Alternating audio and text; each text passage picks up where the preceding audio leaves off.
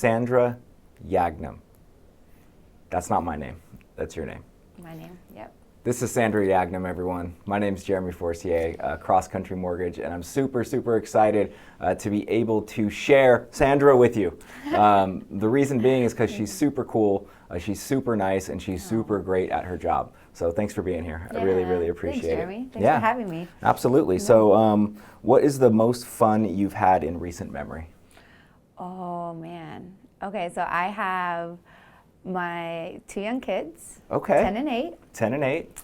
And we just had like a major dance party actually last night. That's awesome. So 10 boys, girls? Girl and a boy. Girl and a boy, okay. Yeah, and we had like a major dance party last night. Something about dance parties are my favorite. One of my favorite memories of all time as well is, and there's a video of it, it's recorded evidence, is when my daughter Mia, who's 14 now, I think she was like 8 or 7 at the time, and Shake It Off was like the big song with Taylor Swift. And she had this karaoke machine and she made me sing it with her, and she wanted to video it, right? And so, and I mean, to this day, it's one of my all-time favorite memories is just being a goofball with her. That's cool. So you guys dancing hip hop, you dancing to EDM, rock, what was it? Man, it was EDM. They're into music, so they recently had their birthday, so we got them a little DJ set with some lights. Cool. And it's just priceless to see their expression on their face when you like be all goofy. Yeah. Well, that's a great segue because we're not here to talk necessarily about kids, but I think it's important for knowing. And one of the things I love about you so much is that you're a real estate agent, but really how I know you is that you're really fun. Like that's one of the things that like is so critical, I think, to success is that if you're not having fun in stuff that you're doing, like it just doesn't translate ever, like because you don't feel good. Right. So what do you think about that when you're working in your line of work? You're a real estate agent. You're selling real estate, which is a stressful job, right? Everyone thinks that you don't do anything, and you just write an offer and then you get paid, which is totally not true at all. No. Now there might be some people that are like that, but you are definitely not one of them. So like how do you have fun like in a business that is stressful at the end of the day, and you're working with people with managing a lot of emotions, there's timelines, like you have to be a good people person, but you also have to make sure you hit time frames, so you have to be organized. Like how do you still have fun within your job? I would say that it's really like intentional based. Okay.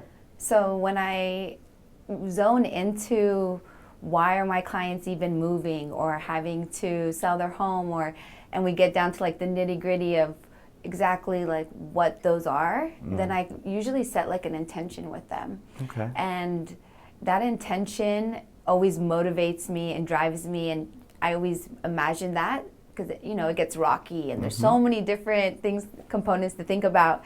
And then when I go back to that, I just always think of how much peace and fun and amazing they're gonna feel when we reach that goal. Awesome. So when I kind of just channel that through the whole thing, and I always remember that. How did you learn how to do that? Because that's a skill set in general. I mean, setting intention is one thing, but then following through on that intention, I mean, that's where I think that's the hard part, right? Like so how did you learn how to do that? So I think like I'm really well with people, like I can read energy and vibes, but I think just intentional setting, like I meditate a lot, meditate daily. I like to see like the good in things. So I do gratitude daily. See the good in things. First takeaway for me. I say it a lot, and I am kind of a glass half full person, but sometimes I can go down that other path a little bit. So always right, and we all do it. And a lot of things can take us off that path, right? Like a phone call or a text or something goes in a different direction. But I think when we think of fun, we think of all this like energy and laughter, but it comes with those behind the scenes kind of feelings. And like you can't have fun when someone's being, an asshole. It's true, man. If you're gonna be call it a Debbie Downer for a reason, right? Right. So for me, it just really keeps me grounded. And then I always we tend to worry, but I want to be that person who can be strong for that, for my clients, strong for the people who are involved with them, because it's usually such a huge emotional roller coaster for people. So if we can enjoy the ride, to really have fun, make the most out of it. And then I'm all about like lifestyle. I mean, we live in California. It's the most amazing place ever. So yeah, you know. Totally agree. Yeah, so it's just like, it's if you good. don't live in California, come visit. I swear it is incredible no matter what anyone says. It's awesome. Right, and people who've traveled the world, they say like, I love the feedback. They're like, there's nowhere like California. Totally. So I hope that answers it. Yeah, it totally does. Yeah. So you set some intentions. It sounds like you're good at bringing people back to that. So like somewhere I think that I've struggled in the past a lot, and by the way, I mess up all the time. Okay, everyone that's watching this, all the time still. Always, even with me saying like, I'm really good at this now, it's not great, right? But I think bringing yourself back and then teaching people or clients how to bring them back to what it's supposed to feel like what the end result is going to be. Usually we can go through some type of pain if we have like a focus on something at the end. So that makes sense to me. But when you're managing, because let's be real, in real estate, it's not like you are just working with the client, right? So the client is the most important person for sure, but there's like 7 different people that you have to work with, or more probably, that you have to organize with and manage, right, to make sure that something gets to like a positive finish line. Like, how do you deal with that, especially with your client? Because you're basically like, you're like the manager of like a rock star, kind of. Like the client's the rock star, right? And they're just, they're like, I got to go here and play this show, and they got to get to the show, which is the house that they're buying or they're selling with you if you're listing it. And then you're like managing all these other people and these external feelings and stuff that has to happen. Like, how do you go about managing that? Because I think you're really good at it, by the way. I have the pleasure of working with her a lot, and I got to tell you, like she is calm under pressure. And that's one of my favorite things about you, is that it goes back, I think, to her meditation, by the way. And now that I know that, and centering yourself and setting that intention, like you have a calmness, right? Like that you bring to it. How do you manage all those other people and different teams that you have to work with, and different details? Like, because that's really important to someone who's buying a house or someone that's selling a house. And I don't think that we ever really explain to them like how much goes into it. It's almost like magic. You're like, I'm going to take care of you, right? So like, how do you go about that? Like managing all that stuff and keeping the client informed still? Yeah, no, I love that. And you guys having our partnership is definitely part of the success. I mean, I think you guys put a lot of the same principles and values, and so I really appreciate that as well, because then we both are able to take care of the client at the end of the day. And I think that's the biggest thing, is the meditation, it helps, but it's been years of me meditating just to make sure I have 1 minute of no thoughts in my head, Is that actually possible? Because I meditate, okay, on and off. On and off. But I did do a good stretch for about 2 years, right? Just 10-minute guided meditation. And we will get back to how you manage people. I will, but like 10-minute guided meditation, I think meditating might be one of the, like, maybe top 3 hardest things that I've ever done. Like to actually be still, right? And be silent. Like, how do you do that? So how I always compare it is like practicing yoga or practicing something. You're not gonna be able to do the splits, first day, but then it's your starting point, and that's kind of what I love about it, is that anybody can start at any phase. Like, it literally took me almost 3 years to not think about something for a minute. For a minute, right? But then after the 3 years, I was able to do 7 minutes. Oh, wow. I was able to, like, now I almost meditate like half an hour every day. Whoa. Yeah. That's serious. Because I see how, if I'm not grounded and I'm not able to just be here, because our industry's so aggressive as well, and you have to be able to channel that energy. And then I have to show up for people, you know, like people are depending on us. It's one of the biggest purchases in their life, and then there's all these different components, people purchasing, or family, friends, if they have them, chiming in, or the loan officers and the title people and all these different people. So you get a mix of all these different personalities. So I find that the more that specific practice, probably like other people like to exercise, you know, they have different ways to kind of like release that. Yeah. And then I realized, well, the days that I do that more, that these are the results I get, but there's no expectation. I'm not attached to anything. And it I have really a hat does. that someone gave me that says no expectations. Really? On it. That's I cool. love it. Yeah, I love that. And then it's for myself, it helps me prioritize. Okay, well, what shows up? What do I need to address for myself? And then I kind of use that as a starting point. That's cool. Instead of using my thoughts, you know, kind of going in as... Oh yeah, we don't want to let ourselves use our thoughts just run rampant. Yeah, that's a recipe for disaster for me. Me too. I think everybody, right? You can like go down that rabbit hole. Yeah. And it's hard to take yourself back. So then bringing that into a transaction when you're helping someone sell or buy a house, like how do you keep all those parts moving, like behind the scenes, and still keep the client informed? Because I find that, you tell me if I'm wrong, my experience is that everyone wants great communication, right? 9 out of 10 people not so good at it. Right? So you're really good at it, which is another thing I love about you, is you really are. You're a very clear communicator. And so how do you communicate with the client and keep them up to speed and managing all these people throughout the process? Yeah, I think each client is really unique and different. So I really try to listen to what their needs are. And they can tell me everything, so I kind of just really like to, and things change, but for me, when I listen to their priorities, and it might be different, there might be a couple people purchasing the same property and each one of them has something different, or they might need to hear something or see something to feel that reassurance for the next step. So I always just make sure that whoever is part of the team and our community knows that this is what the client needs, and then I just reassure that they're getting it. So, and then depending on their communication style, and nowadays people need a phone call to feel reassured, or they need a text. People use the phone? Yeah, they do. That's crazy. And they appreciate, they thank me every time I call them. For all of you that are watching this, I'm just telling you, the phone is the most underrated form of communication. I love it. Blows me away. Me too. Yeah. I just don't understand why everyone's like, no, they only want text, or they only want an email. It's 100% not true. Nope. Right? Absolutely. And you can't really, it's nice for certain things, of course. But if there's nothing like getting that reassurance, that phone call, knowing that, and I have clients who take information differently. Right. Someone might need to know, and see it with the numbers and the graphs. Right.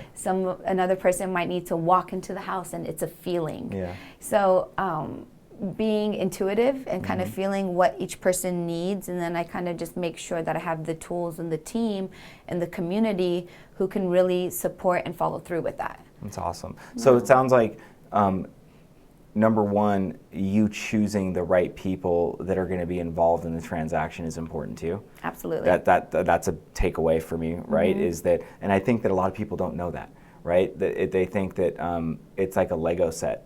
Like that you can just buy a big bucket of Legos and you can put together like, this person is going to handle my wire to escrow, and then I'm going to talk to this loan person, and I'm going to talk to these two realtors, and they try to like put them all together. Right. But it's not really like a big bucket of Legos. It's like the Lego sets you would buy that are supposed to be something, right? Like that have like if you're going to build like a Millennium Falcon, like Star Wars thing, like it goes together well. And so you choosing people to be involved in that process is important, it sounds like, and keeping them up to speed, and I agree. I think it's a team sport at the end of the day, and you're the quarterback. Right. So like the real estate agent, and Sandra, she's basically the quarterback. If you know what football is, during COVID, I don't know what sports are anymore. I don't know what happened to me. I got to get back into it.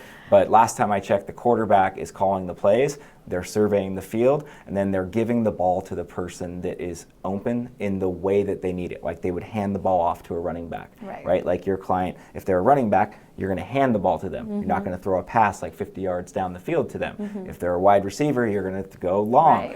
So it sounds like you have a really good process for that, and seeing people for who they are, where they are, and then meeting them where they're there. Absolutely. Yeah. And then some people I meet clients and friends and family, all different stages. Yeah. You know, some people are just curious about the market. I mean, I feel like everyone talks about the real estate market. Yeah. It's constantly something that comes up. But from my position, I'm just like, I'll give you the most honest advice based off of my opinion from what I see. And then whatever you choose to do with it is like what I mentioned before, there's no expectation here. This is just giving you information, choose what you like. If you need some guidance here, you need a resource here, you know, we'll have your back. Yeah. So I view you a little bit as like on a bicycle, like when I used to ride bikes when I was a kid, like there's like the hub in the middle, right? And all the spokes. You're like the hub of information. Right. Like you're willing just to give, educate, and then that's why people choose you, by the way, probably, is because there's never anything to sell. Right? And that's one of my pet peeves in our industry. And another reason why I like you so much is that people hate to be sold, but people love to buy. Right. Like forget even real estate for a second, in anything. Like no one really likes to be sold on something and feel pressured, even if it's subconsciously. Like, but people love to buy stuff. Yeah. Like look at Amazon, for crying out loud. Booming. Like, I mean, people love to buy. So I think you do a really good job of creating a buying environment. Like, hey, this is what everything is. You use the word honesty too, which I want to talk about a little bit, because I find you to be unbelievably true and honest, and that's not normal either. Like all of these things that we're talking about, I wish were normal, by the way, if you're watching this. Like I really do. I wish that this is just the way everything happened all the time. But I think most people say they want honesty, right? And I feel that most people say one of their core values is honesty. And everyone says that until they hear the truth, usually. Right. And then emotions come up, and then all of a sudden it like turns into this weird different thing. But I do think that you're super honest with people, and I want to ask you a question about when you're giving people information and you are being really honest with them, sometimes that can lead to disappointment, right? It's just true. Like maybe they're not in a situation where they can do right now what they want to do, and there's a level of disappointment that happens with that. Like, how do you view disappointment when you're working with people? I'll give you an example. Right now, it's a really hot market, right? Yeah. Like, so it's competitive. It's hard to get into escrow to buy a house because there's so limited inventory. So people are writing, like, not on 2 different houses and they might get one, right? They're writing on 5, 6, 10 different homes and getting rejected, right? Constant, like that sounds awful saying it out loud, right? Yeah. So there's just built-in disappointment, right? Like even in that. How are you counseling people right now, and how do you deal with disappointment when you're working with someone? Well, I think it just goes back to like any risk to get reward kind of thing, is like going back to like what is our number one goal, and then really having those conversations. They haven't been easy because it's such an emotional investment for a lot of people. Right. And so what I really like to do is give them options and be able to address and be like, well, this kind of show them the narrative. Right. And I can do it in a couple different ways of showing them, you know, the different communities, but I always kind of look at it of like a process of elimination, because I like encourage my clients to like go see houses, figure out neighborhoods, go do this, and then they kind of see and end up like liking something that they didn't think they liked, or not liking something that they thought they needed. And that discovery process, I actually really enjoy it because I get to see my client kind of develop, and then I zone into knowing what their needs are. So my behind the scenes is trying to learn from them to know what lights them up and what disappoints them. So therefore I can kind of like create this roadmap that can hopefully minimize, and then also addressing concerns prior to them happening. I think our teams really do a really great job educating. So like your team does an amazing job doing that, and kind of just setting them up prior to, you know, going in and submitting 25 offers and not getting them accepted. otherwise we can find the right opportunities depending on, well, what really means that much. Like, I know there's this big list of everything. Let's just zone it down to a couple things. And I find that, you know, in this market, I've had clients who've been with multiple different realtors and no offers accepted, frustrated. They get referred to me, and I just very like narrowed down into their focus, and we've been able to get successful deals, first offer, you know, accepted. It doesn't happen all the time, but it happened in my last couple clients.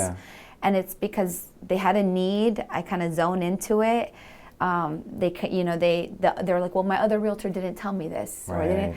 And it's like, well, okay, well, we have to have that honest conversation. You know, we got to know what's your limit, what's not your limit. Why haven't I got any offers accepted? Because no one has financing contingencies anymore. Like, no one's told me that. That happens a lot with people I talk to as well, right? And I'm like, listen, it's not something you have to do, but you should know what's happening.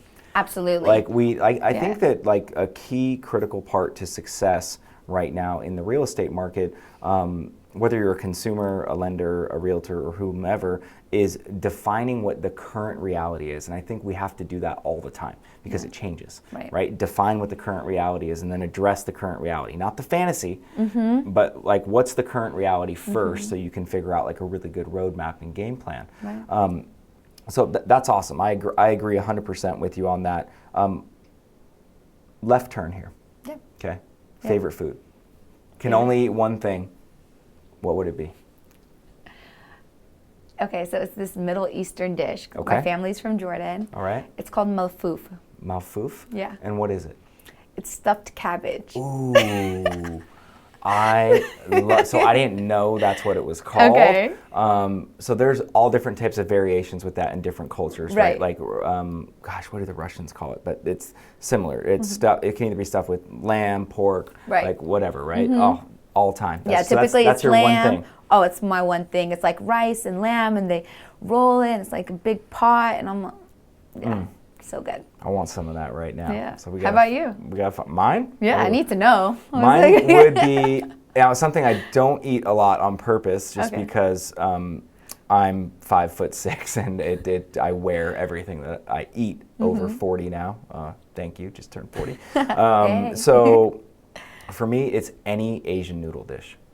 That's it. Garlic noodles, like the simpler the better for me. Like garlic noodles is probably my all-time favorite thing to eat. It's basically like the Italian version of cacao pepe or whatever it is, cheese and pepper. I don't know how you say it, but or I call it CC pepe, and my wife always corrects me. She's like, that's not how you say it, but that's how I remember it. I love like the Vietnamese version of that, the Chinese version of that, just good. Super simple, right? Throw some crab on it, game over. So yeah, that would be my favorite thing. Now, second left turn. Okay. If you had a spirit animal, what would it be and why?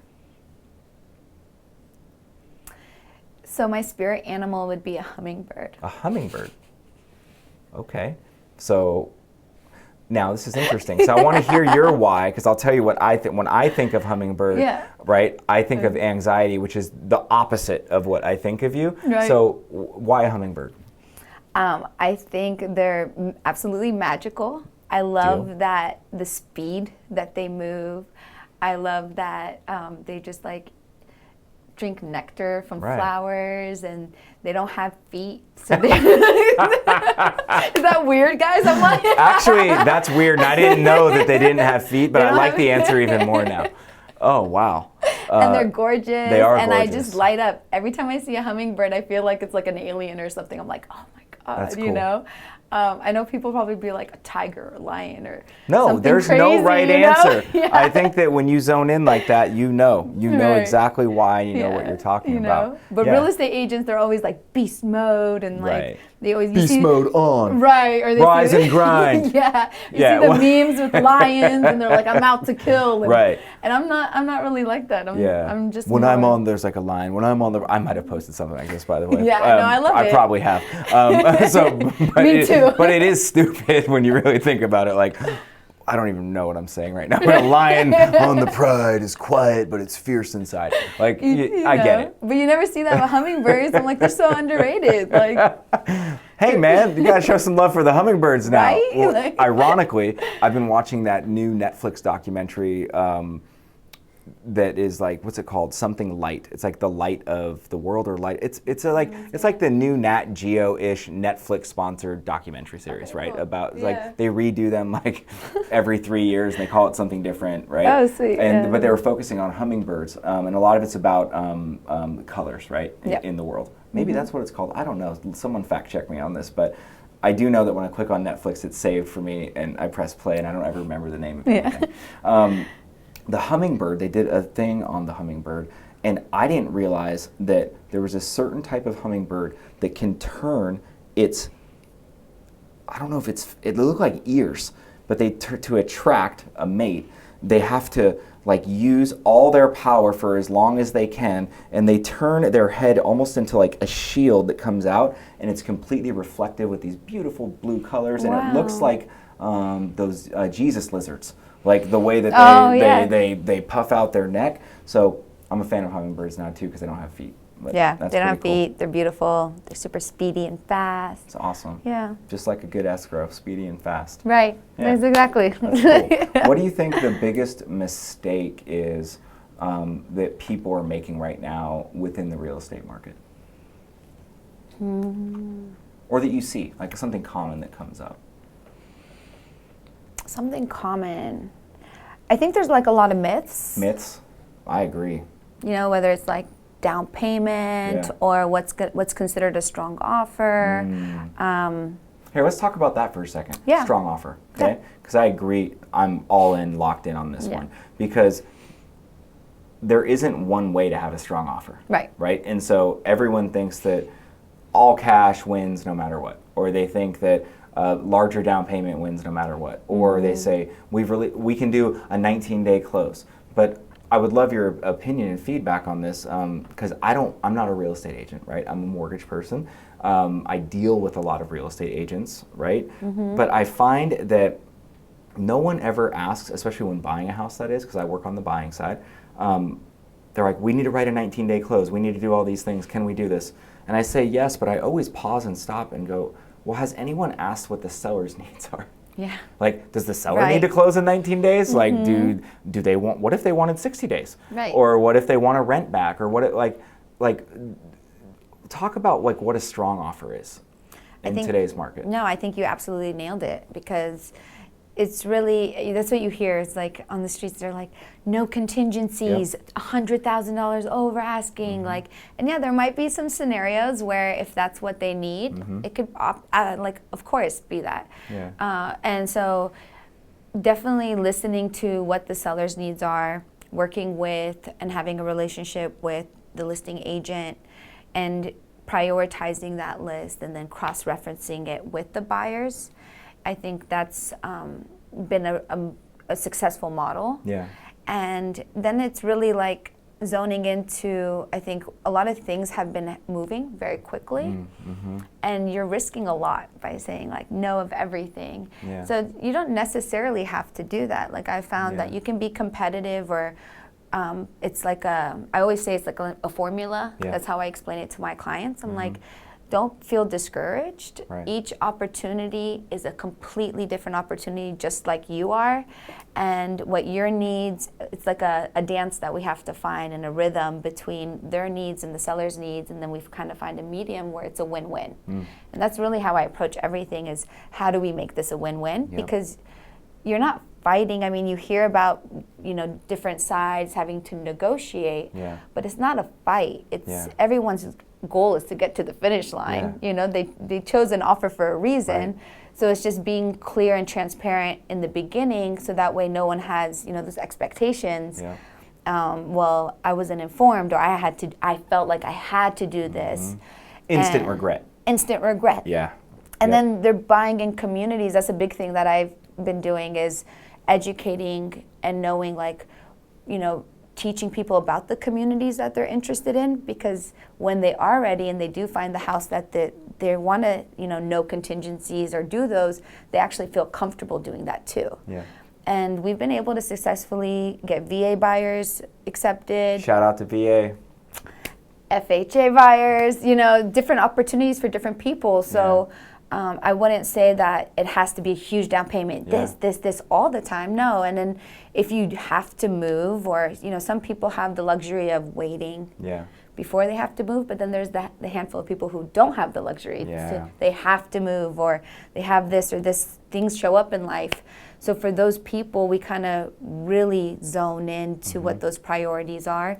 And then our community, our referral base, taking the phone, calling different agents. It's really like beautiful to see, actually, since COVID, like the sense of community that everybody comes together. Totally. That's been a silver lining, no doubt, within our industry. I mean, absolutely. So what about when things go wrong? Let's just talk about that for a second, right? Love it. Because it's easy to talk about, like, things go right, things go, like, at the end of the day, I look at, like, real estate and transactions as like an airplane flight. And at some point there's turbulence, right? Like, it doesn't mean the plane's gonna crash, but it gets a little shaky, right? And I feel like it's our job oftentimes to make sure that we are going to land the plane. Like, that's just the job right now. We're gonna land the plane. It's got a little turbulent. Like, when things do come up and things go wrong, like, how do you approach conflict? Like, because I think I don't look at conflict as a negative thing, right, at all. And it drives some people crazy that are in my life. They're always like, you just can't, you don't get worked up. Like, you don't, you know, because I don't take things personal ever, and I don't, like, and sometimes that's bad. It can come off as aloof, which it's not. It's just me trying to be calm. But how, within conflict resolution, because there's always some type of conflict, right? Might have nothing to do with you. Something comes up, like, how do you deal when something's not going the right way it's supposed to go? I think my leadership kicks in. And then I think taking initiative kicks in for me. I'm very, like, solution driven. Sometimes I'm, like, so solution driven before I even, like, hear. I had to, like, teach myself to listen to the whole thing, pause, affirm, because I hear you. You know, like, even going back to the kids thing, like, kids could tell me one thing and I'm, like, jumping to the solution before I even hear the whole story. So, and it might not be the solution that they need. So I think I definitely take this slow down approach. Even in the fast market, there's always time to find solutions. And your team's been amazing finding solutions, and the way how we handle ourselves gets passed through to the client. I agree. If you behave like a freak, guess what? People are going to freak out. All right? So if you're a real estate agent watching this, let me tell you, y'all need to freak out a little bit less. Everything is okay. No one's going to die ever, and there is always a way to make it work. Like, have a friend. You guys freak out together. You know, in the go industry. Freak out. But it's okay to freak out, just privately. Yeah, you know, like go freak out privately. Scream in a pillow. Like, do whatever it is you got to do. But you know, that's and I actually, it's one of the things I enjoy. The problem solving? I do. That's actually one of the best things I enjoy about it. I love things that come up, and then it just makes me learn for the next time, and then hopefully try to foresee things, so that, and your team does that, like, we try to foresee or educate people, but then if something does come up, I'm in that zone to, like, be like, all right, well, what is it? That. And then I just bounce it off, or I call people. I love being vulnerable. I don't say, I'm not the type that's like, it's like ego on the side. Like, and even if I mess up on things, I own it. I'm not trying to cover it up. I'm not trying to, I'm like, all right, you know what? Like, this showed up, let's do it. So you know what I love about what you just said? Everything, for the record, but a couple big things that jumped out at me, right, when I was listening to you, is that, number one, you didn't say, when I mess up, I say I'm sorry. Well, you didn't say that, and I love that, because I feel that I'm sorry is such a default, and we're so programmed, it's to shut the other person up, or to not let them hear anymore. Now, there are times when a genuine apology, right, is needed, but typically, when people are in a stressful position or there's conflict for some reason, I'm sorry is usually not appropriate. You said, like, I own it, here's what we're gonna do. People want things fixed. And I learned this actually well, through life, but it really came to the forefront with one of my daughter's friends got hired at the Montage, which is a nice hotel up in Healdsburg, right? And she's going to work there before she goes to college in the summer. And we were asking her how it's going because she was in training. And so, what did you learn today? And she said, shout out to the LeBlancs. She said that I have to give credit where credit's due, right? Absolutely. I learned this from a 17-year-old, you guys, okay? So how's it going? What have you learned in your training? And she was like, oh, we learned something really cool today, you know, because she's going to work at the pool and hostess and serve people and whatnot there. We learned that to not say I'm sorry. And I was like, boop, my ears went up. And I was like, really? So tell me more. She was like, well, you know, usually when people are frustrated or they have a gripe or whatever it may be, and you just happen to be the person that they're coming to with it, is that they just want you to fix it. They don't want an I'm sorry. And I'm sorry is usually an admission to something that maybe you didn't even do. And at the end of the day, they really just want you to hear them, and then they want to work towards a solution. And that's it.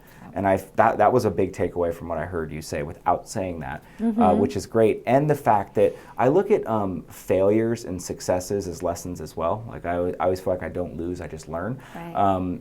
Like I look at if success was a course in a meal, it would always be dessert, right? And it's the dessert of all the failures of the previous courses. Yeah. like so if success was a course, it would be dessert, and the failures was the appetizer and the main course. But then you get to the dessert, everyone loves dessert. They're Everyone like, does. It's the success, right? And learning from that. So that's awesome. Now, within your job, how did you get into real estate? So I've always been interested in real estate. Why? Well, so that's actually funny that you just reminded me, because I came from the food business. Okay. So, Me too. Oh, hey. Did you just learn something I else didn't know about that. us? Look Yeah. at us. Hey. Sweet. So as you know,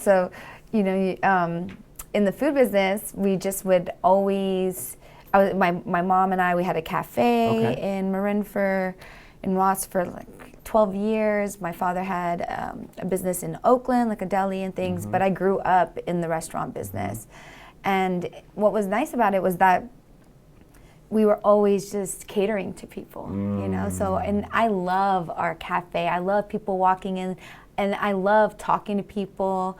I love watching them, like, the reactions they get for eating our food, or that special item that they come to our store for. We were known for like our bakery, and it's just that smile that you're giving people.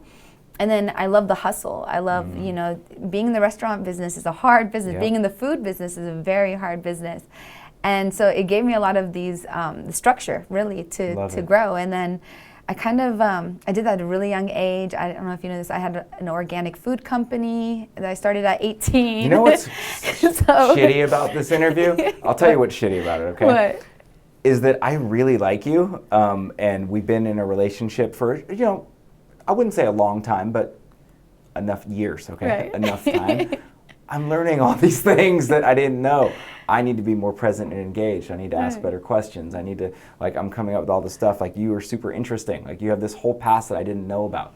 Like, it all. Thanks, Jerry. Like, I didn't know you were in the food industry I knew you either. loved music, and that's what I attached to when I first met you. I was like, oh my gosh, I'm a huge music person too. Yeah, really. But, so, okay, great. So you have to, like, the food business, if you don't know, by the way, the service industry in general, but specifically the food service industry, I think is the best training ground for anyone to have success if you're going to be in any line of work that deals with human beings. Yep. Like it just is, because it is a process. There's a foundation every day, prepping, getting everything set, and then life comes in and fucks it up. Yeah. It just, and you have to deal with different things, but you're still working within a process. Yeah. But you have to learn how to ad-lib, how to listen better, how to hustle, how to be fast when you have to be fast, how to build space when things are taking too long. It's literally just like real estate. No, literally. Like the same thing. Yeah. Managing expectations, communicating really clearly, apologizing when you have to, giving someone a gift card if they're frustrated. There's all these different things, and I've never really thought about it that way, that it's almost the same job. Right. Yeah. Just with homes. Absolutely, yeah. Like, I feel the same way. Like, so then and we used to have tons, I mean, I feel so like amazed that we had tons of real estate agents who used to come to our cafe. Yeah. Like huge real estate agents. And I loved their personalities. Like and I loved other people's personalities as well, but there was always But you were something. drawn to the I was real estate drawn person to the real estate person. Is it because they were crazy or? A little crazy, and I'm a little crazy. No, totally. Listen, So, there's and I a love little it. I like crazy that. if you're in real estate. There's a little crazy no matter what, including me for sure.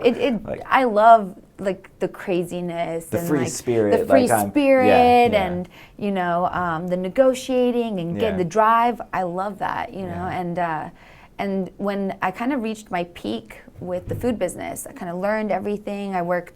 Did wholesale, distribution, manufacturing, and I wanted to my next step was to travel actually internationally. My company wanted us to travel, and I thought it was beautiful. But this was your company. Yeah, my company, wow. and we ended up selling the company, and I worked for a distributor and learned that end. And then I said, I really don't want to travel the world. Mm-hmm. I want to be with my community. I love my community. I love everything about it. I shadowed a couple of people. Shout out to Nova and my auntie, and she like let me. I was like, hey, I'm curious. Like, can I just shadow you? I admire you. And I think that I like that. There's a lot of people in our industry that are willing to have a cup of coffee with you and share. I agree. And just you have to take that initiative. Yep. And they were willing to share with me these strong, for me it was like strong, beautiful, powerful women. Yeah. And they're like, well, I made this independent business for myself, and I was able to be home with my kids. I was able to have, this lifestyle. I was able to really cultivate whatever lifestyle they wanted to fit their needs. And I was like, that's pretty cool. That sounds cool. That sounds really cool. And kind of sounds like a dream job. Right? Dream job, yeah. And then when I got into it, I was like, I love meeting new people. I'm a leader.